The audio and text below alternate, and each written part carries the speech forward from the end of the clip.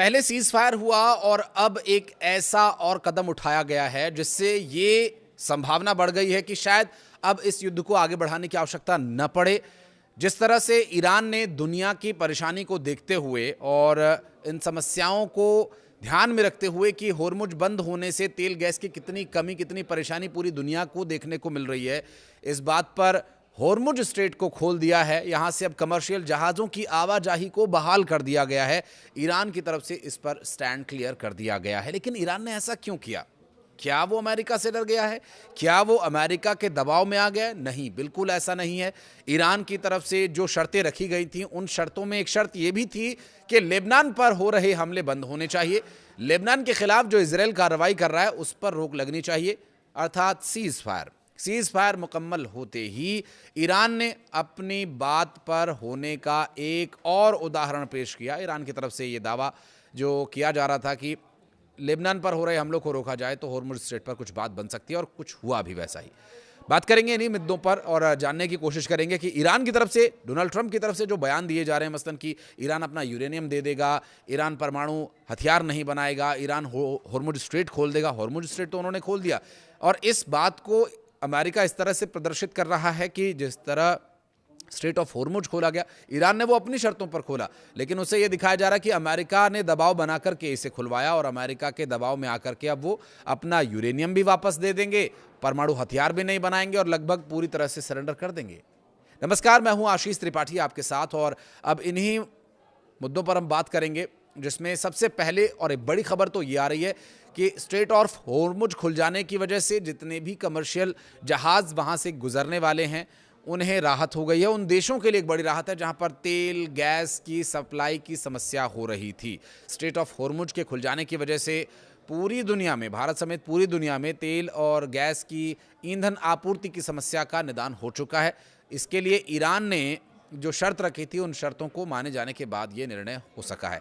अब ऐसे में डोनाल्ड ट्रंप का एक बयान, जिस पर जानना ये बहुत ज़रूरी हो जाता है कि वो बयान क्या है। दरअसल बयान ये है कि ईरान को लेकर के डोनाल्ड ट्रंप ने कहा कि ईरान ने बहुत अच्छा फैसला लिया है और ये एक ऐतिहासिक कदम है। ईरान ने स्ट्रेट ऑफ होर्मुज खोलने का निर्णय लिया है और इसका वो स्वागत भी करते हैं, लेकिन नाकेबंदी जारी रहेगी। और एक बार फिर इस नाकेबंदी जारी रहेगी की लाइन से आप अंदाज़ा लगा सकते हैं कि जो ईरान ने किया उस बात से अमेरिका संतुष्ट तो है, लेकिन वो पूरी दुनिया में ये दिखाना चाह रहा है कि हम संतुष्ट ज़रूर हुए हैं, लेकिन युद्ध की स्थिति को अभी बनाए रखेंगे। ये एक तरह का एक कूटनीतिक दबाव बनाने की कोशिश के तौर पर अब देखा जा रहा है, जबकि ईरान का स्टैंड यहाँ जान लेना बहुत ज़रूरी होता है। ईरान ने बहुत स्पष्ट शब्दों में कह दिया था कि हमें इस बात से कोई फ़र्क नहीं पड़ता कौन क्या करता है, लेकिन हमारी शर्तें जो हैं अगर उन्हें माना जाता है तो फिर हम भी कुछ सोचने के बारे में सकारात्मक कदम उठाएंगे। और उन्होंने सोचा भी और किया भी स्ट्रेट ऑफ होर्मुज खोल करके। इसके बाद एक और बड़ी बात ये सामने आती है कि यूरेनियम को लेकर के जो डोनाल्ड ट्रंप का बयान सामने आया। यूरेनियम दरअसल एक ऐसा पदार्थ है जो कि परमाणु ऊर्जा के लिए बहुत ज़रूरी है। अब आप उससे विध्वंसक बॉम्ब्स बनाएं या फिर देश की तरक्की और खुशहाली के लिए बनाए जाने वाली बिजली में उसका इस्तेमाल करें, तो ऐसे यूरेनियम को अमेरिका ईरान से ले लेना चाहता है, जिससे कि वो परमाणु हथियार ना बना ले और कहीं वो इजराइल के खिलाफ या अन्य देशों के खिलाफ इस्तेमाल ना कर ले। क्योंकि ईरान के साथ जो कुछ अमेरिका और इजराइल ने किया, जाहिर है अगर उसके पास परमाणु हथियार होते तो शायद इस हद तक लड़ाई न बढ़ती, क्योंकि अमेरिका इजराइल दोनों ही परमाणु संपन्न देश हैं। अब ईरान भी यदि परमाणु संपन्न देश हो जाएगा तो टक्कर लगभग बराबरी की होगी, और ऐसी परिस्थितियों में अमेरिका और इजराइल कमज़ोर पड़ सकते थे। हालांकि अब भी क्या स्थिति बहुत ज़्यादा ताकत की नहीं है, लेकिन एक दबाव बनाने में ज़रूर उन्होंने प्रयास किया। अब इस वक्त यूरेनियम को लेकर के ईरान का कोई भी जवाब, कोई भी बयान ऐसा सामने नहीं आया जिससे ये पता चले कि ईरान अपना यूरेनियम उन्हें वापस दे देने वाला है या वो अपने आने वाले समय में परमाणु हथियारों पर काम नहीं करेगा। क्योंकि इस वक्त के युद्ध से अमेरिका की कमर पूरी तरह से टूट चुकी है। इजराइल के पास सैनिकों की भारी कमी है। वहाँ के सैन्य अधिकारी, वहाँ के सरकार के कई बड़े पदों पर बैठे लोग तिलमिलाए हुए हैं कि करें तो क्या करें। रह रहकर लेबनान पर, हिजबुल्लाह के ठिकानों पर वो हमले कर रहे थे, जिसका जवाब भी उन्हें माकूल तरीके से दिया जा रहा था, और इस बात से वो और तिलमिलाकर और परेशान होकर कुछ सॉल्यूशन चाहते थे, क्योंकि स्ट्रेट ऑफ होर्मुज नहीं खुल पाने की वजह से एक बहुत बड़ी समस्या हो रही थी। और स्ट्रेट ऑफ होर्मुज खोले जाने के पीछे सिर्फ अमेरिका या इजराइल के दबाव को अगर असल वजह माना जाए तो ये पूरी तरह से ठीक नहीं होगा। दरअसल ईरान के दोस्तों में शुमार चाइना की वजह से भी ये बड़ा कदम उठाया गया है। आप सोचकर ये जानकर ज़्यादा हैरान नहीं होंगे, क्योंकि ईरान को काफ़ी परेशानी हो रही थी इस बात से कि जिस तरह से वहाँ नाकेबंदी अमेरिका ने की, उनके कमर्शियल जहाज़ों की आवाजाही को रोकने का प्रयास किया। देखिए, ईरान में युद्ध की वजह से परेशानियां तो हैं, वहाँ की जो आय है पूरी तरह से ठप कर दी गई थी, और ये जो एकमात्र आय का जरिया बचा हुआ था। तो ईरान ने यहाँ पर थोड़ी समझदारी से निर्णय लिया और स्ट्रेट ऑफ होर्मुज खोला गया है। कमर्शियल जहाज़ों की आवाजाही बढ़ेगी तो ईरान थोड़ा समृद्ध होगा, कुछ आय होगी, तो देश में युद्ध की वजह से हुए नुकसान की भरपाई हो सकेगी।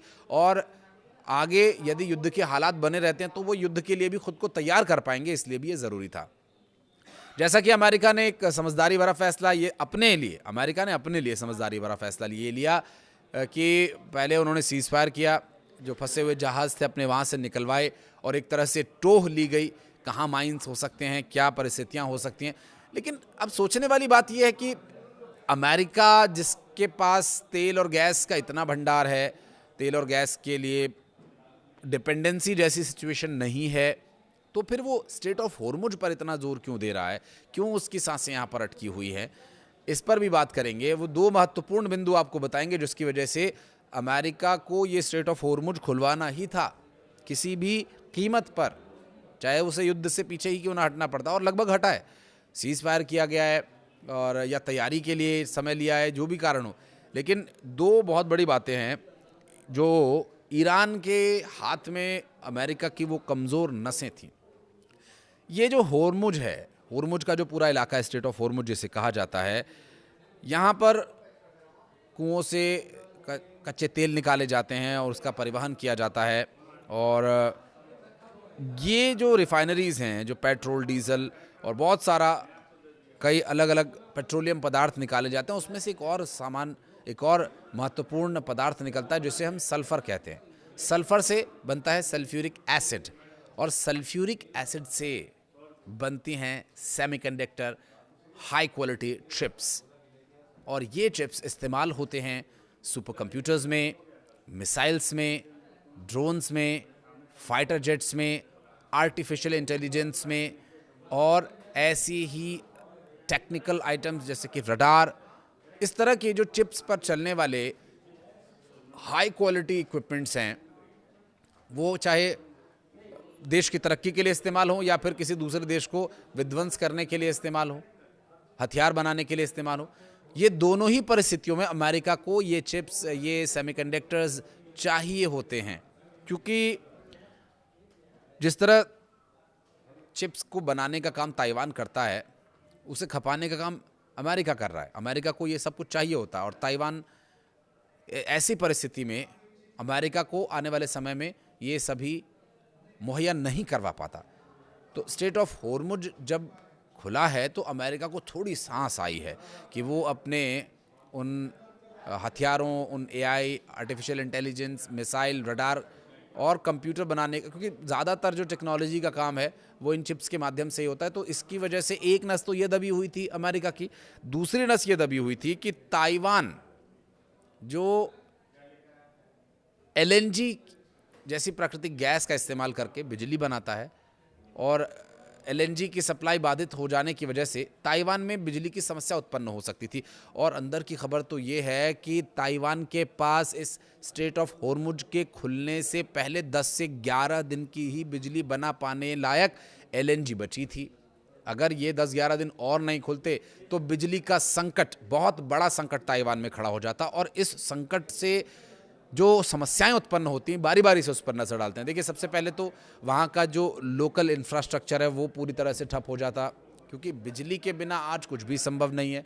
आपके हाथ में जो मोबाइल रहता है, एक मोबाइल फ़ोन चलाने के लिए भी आपको उसे चार्ज करना पड़ता है, और उसे चार्ज करने के लिए जुगाड़ तो बहुत हैं, लेकिन नियंत्रित तरीके से, सुगम तरीके से बिजली ही चाहिए। अब एलएनजी की सप्लाई बहाल हो गई है तो ताइवान भी रोशन है, जगमग है, लेकिन सिर्फ ताइवान की बिजली की समस्या नहीं थी। अमेरिका को ताइवान में बिजली आ रही है नहीं आ रही उससे फ़र्क नहीं पड़ता। ताइवान में बन रही उन चिप्स को लेकर के, क्योंकि चिप का दुनिया में सबसे बड़ा जो मेकर है वो ताइवान ही है, और इस वक्त अमेरिका को एक बड़ी मात्रा में वो सप्लाई भी कर रहा है। दरअसल बिजली का संकट उत्पन्न होने से बिजली जाती तो फिर कंपनी फैक्ट्रीज कैसे चलाती, चिप्स मैन्युफैक्चरिंग में बड़ी समस्या हो जाती, और ये चिप्स मैन्युफैक्चरिंग अगर नहीं होती तो फिर अमेरिका को वो क्या सप्लाई करते। अमेरिका को चिप्स चाहिए ही, क्योंकि वो लगातार आर्टिफिशियल इंटेलिजेंस और अपने हथियारों पर काम करते हैं, टेक्नोलॉजी पर काम करते हैं। दुनिया में भले ही वो चिप किंग क्यों ना हो ताइवान, लेकिन बिना बिजली के तो वो भी कुछ नहीं कर पाता। तो ये स्ट्रेट ऑफ हॉर्मुज खुलने से एक बहुत बड़ी राहत की सांस अमेरिका को मिली है, और ताइवान को मौका मिला है अपना प्रोडक्शन बढ़ाने का। ये बात तो अमेरिका बहुत अच्छे से जानता है कि स्ट्रेट ऑफ हॉर्मुज एक ऐसी संवेदनशील जगह है जिसे ईरान किसी भी वक्त पूरी तरह से नियंत्रण में ले सकता है, उसे ज़्यादा एफर्ट करने की ज़रूरत नहीं है। अमेरिका को अपने यूएसएस जेराल्ड अब्राहम लिंकन जैसे वॉरशिप्स भेजने पड़ेंगे, लेकिन ईरान के पास तो पूरा ईरान का जो समुद्री किनारा है स्ट्रेट ऑफ हॉर्मुज, वो उनके लिए एक बहुत बड़ा वॉरशिप है। और ये ऐसी जगह है जहाँ पर ईरान और उसके सहयोगी लड़ाके पूरी तरह से नियंत्रण बनाने में ज़्यादा समय नहीं लेंगे, जबकि अमेरिका को बहुत ज़्यादा समय लगेगा।